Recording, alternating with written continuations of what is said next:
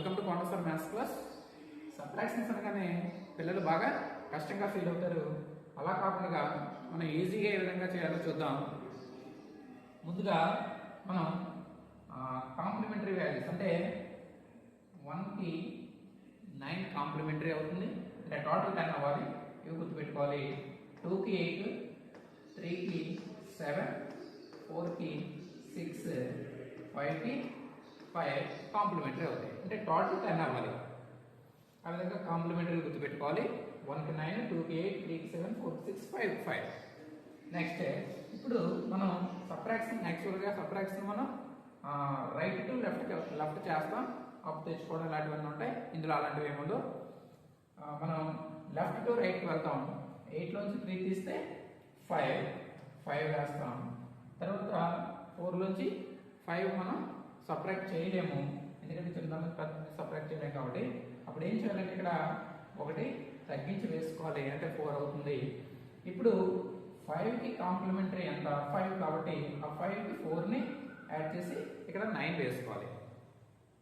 Next 3 నుంచి 9 subtract చేయలేము, కాబట్టి సబ్ట్రాక్ట్ చేయలేనప్పుడు ముందు నంబరు ఒకటి మైనస్ చేసి వేసుకోవాలి.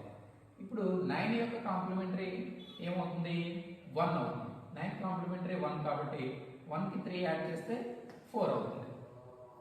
నెక్స్ట్ 2 నుంచి 6 సబ్ట్రాక్ట్ చేయలేం, మైనస్ చేయలేం, కాబట్టి ముందుగా ఇక్కడ ఒకటి మైనస్ చేసి వేసుకుంటాం.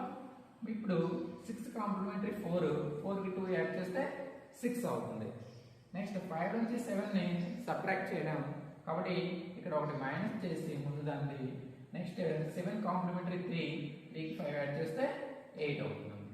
ఆన్సర్ 48,358 అవుతుంది. నెక్స్ట్ ఈ సమ్ చూద్దాం. 9 నుంచి 5 తీస్తే 4. అయితే ఇక్కడ మనం ముందుగానే ఏం చేస్తామంటే తగ్గించేసి వేసుకుంటాం.